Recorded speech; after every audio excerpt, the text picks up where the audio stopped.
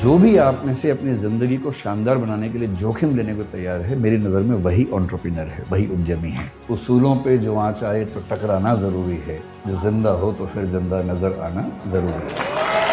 इस देश को नौकरी मांगने वालों से ज़्यादा नौकरी देने वालों की ज़रूरत है।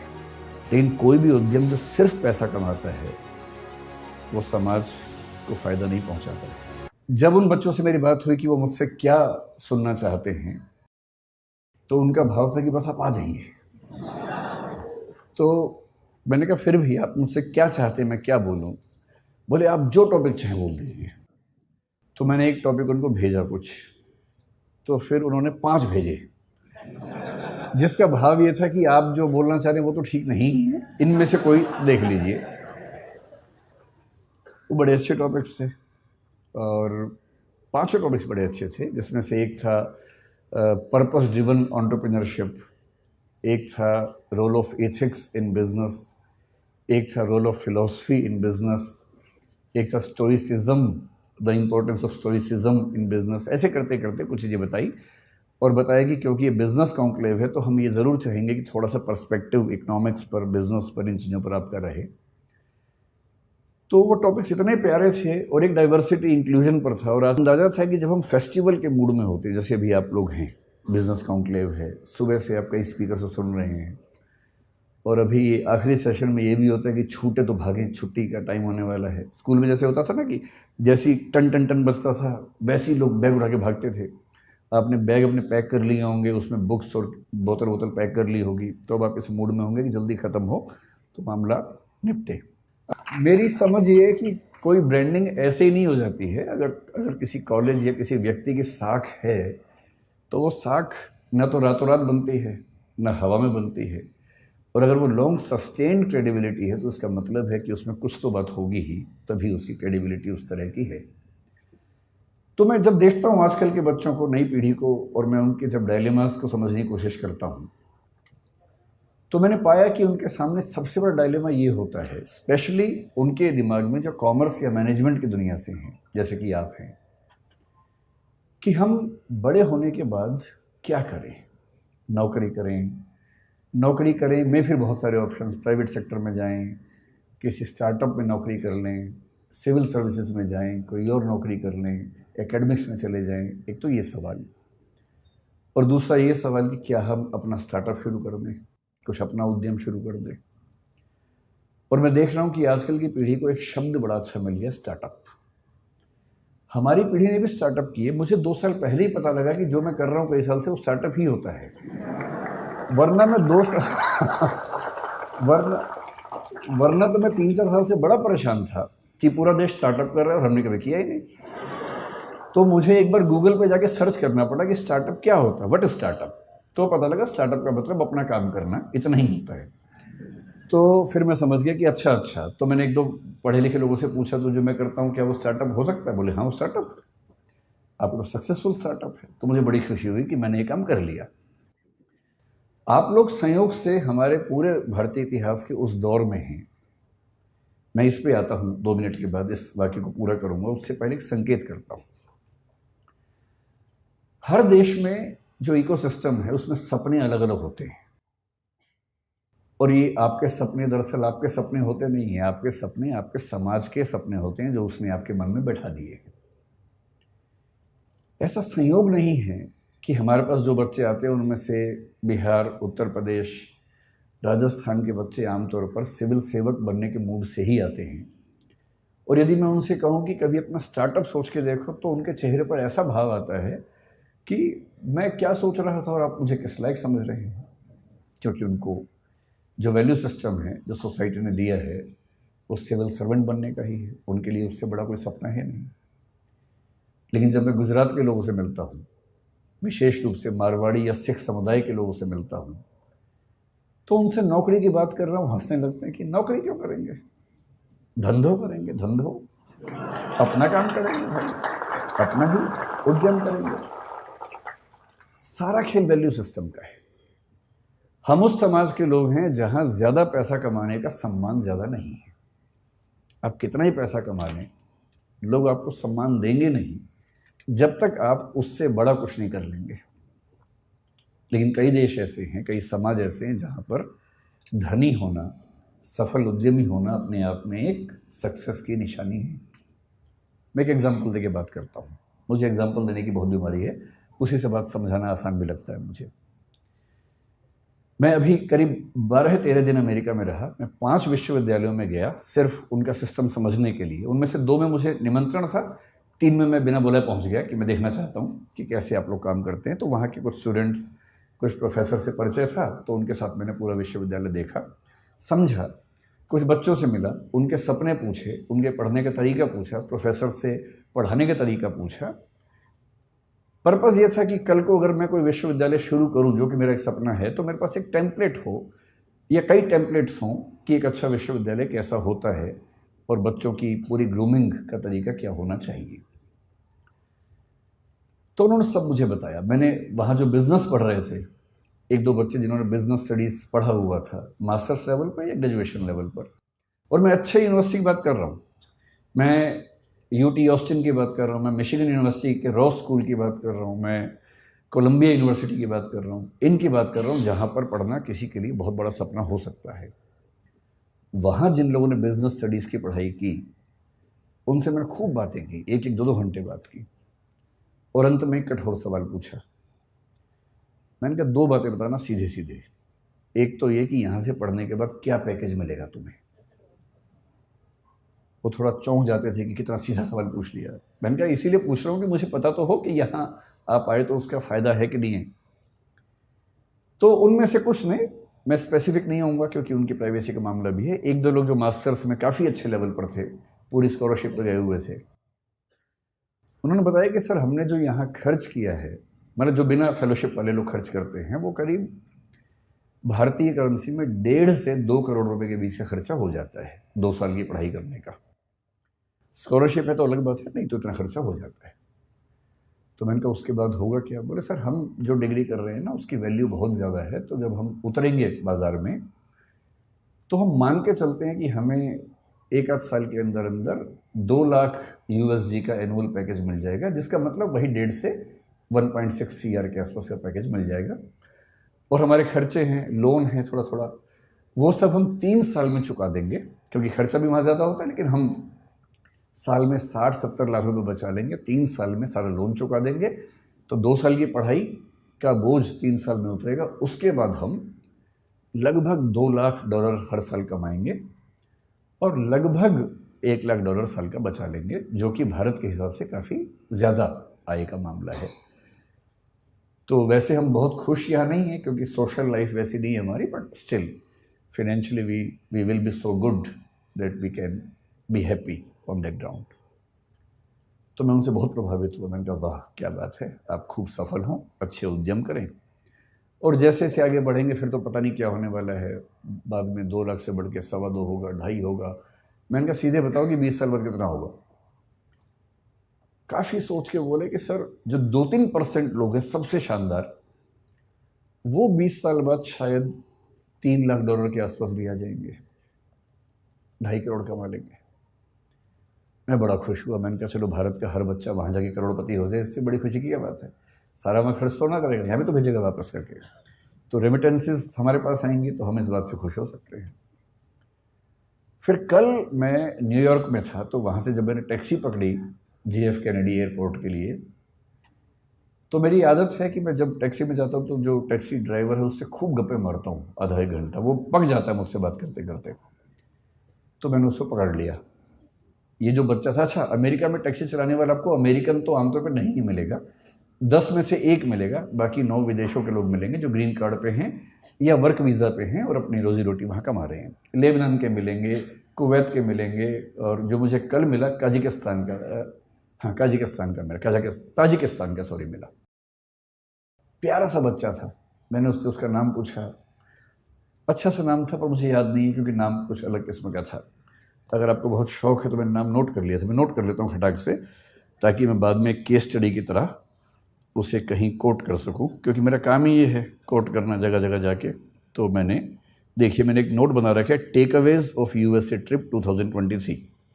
उसमें जो आखिरी स्टडी है वो है टैक्सी टू JFK एयरपोर्ट। उसका नाम था गाई राटी, 23 साल का बच्चा था। ताजिकिस्तान से। मैंने उसको इंग्लिश नहीं आती थी, ताजिक भाषा आती थी जो मुझे नहीं आती थी, उसे हिंदी भी नहीं आती थी। अच्छा, ऐसे में क्या होता है कि इशारों की भाषा में काम चलता है फिर थोड़ी देर के बाद तो।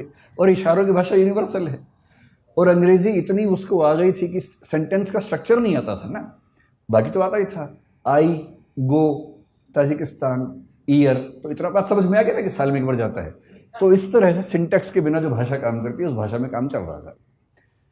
तो मैंने पहले उससे पूछा व्हाट्स योर नेम, उसने घूर के देखा, मैं कहा नेम, वो समझ गया नेम पूछ रहा है, तो उससे बताया गैराटी।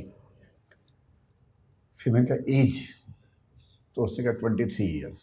भारत में फूफा लोग इतना करने के बाद तो रिश्ता तय कर लेते हैं, तो उसके चेहरे पर भी ये भाव था कि क्या ये रिश्ता तय करने वाला है। तो मैंने उससे कहा नहीं मैं तो कुछ और पूछना चाह रहा हूँ। फिर मैंने कहा गैराटी कब से हो अमेरिका में?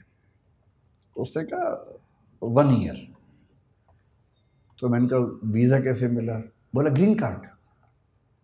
तो मुझे ध्यान आया कि ग्रीन कार्ड के मामले में डाइवर्सिटी पॉलिसी काम करती है, हर देश से कुछ लोगों को मिलता है, तो उसमें उसको मिल गया होगा।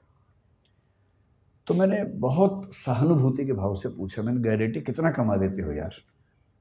मुझे लगा बोलेगा बहुत कम कमाता हूँ, इस भाव से थोड़ी सी टिप मिल जाए अंत में, और मैं उसको बहुत खुश होकर $10 की टिप दूंगा और एहसान कर दूंगा अंत में, मुझे भी खुशी हो जाएगी।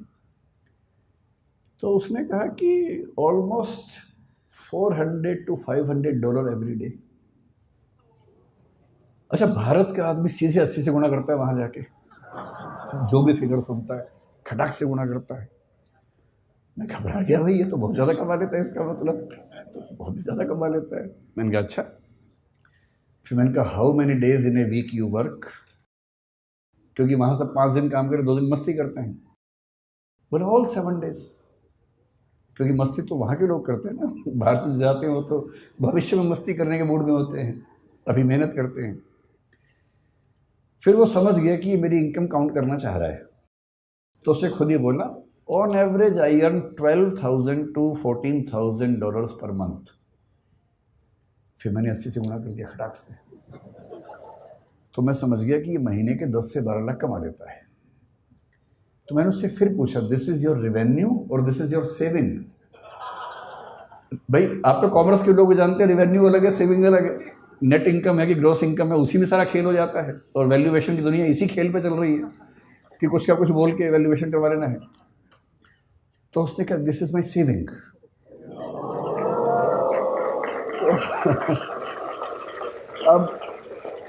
अब मुझे घबराहट होने लगी, क्योंकि वो 10 से 12 लाख महीने का कमा रहा था, और उसको 12 से गुणा करूँगा तो 1,20,00,000 से 1,44,00,000 हो जाएगा साल का, जो कि 2 साल की MBA करने के बाद 3 साल लोन चुकाने के बाद भी लगभग उतना हो रहा था। तो आप लोग बुरा मत मानिएगा, MBA वाले लोग है ना, आप लोग कॉमर्स की दुनिया में पढ़ रहे हैं, बुरा मत मानिएगा, मैं तो केवल ये बताना चाह रहा हूँ कि दुनिया के रुझान क्या हैं। तो मैंने बड़ा हौसला मन में रख के सोचा कि कहीं तो MBA वालों को ऊपर उठाऊँ। तो मैंने कहा लेकिन तुम्हारी इनकम आगे बढ़ेगी नहीं इससे ज़्यादा, you have a stable income, but if you had been in service you would have grown faster, you would have got increments every year. मतलब ये बात समझाने में 1 घंटा लग गया, तोड़ के सेंटेंस बोलने पड़ रहे थे। तो उसने कहा no, I am buying 2 more taxis. तो मैंने कहा भाई अभी सेल्फ ड्राइविंग कार की परमिशन तो मेरी नहीं है कि तुम 2 टैक्सी लेके चला दोगे बिना ड्राइवर के, ऐसे कैसे होगा, तुम कितनी चला लोगे? पर no, I will get 2 drivers from Tajikistan and the per hour minimum wages is $10 to $12। तो मैं उनसे दिन में 10 घंटे काम करवाऊंगा, $120 उनको दूंगा, और मैं एक टैक्सी से 400-500 कमा लेता हूँ, 120 दे दूंगा, तो भी मेरे पास मतलब 350 की एवरेज एक कार से बचेगी। 2 से 700, 7 दिन चलाएंगे, तो मोटा मोटा मान के चलिए कि मामला बड़ा रिस्की हो जाएगा। तो फिर मैंने टिप दी नहीं उसको।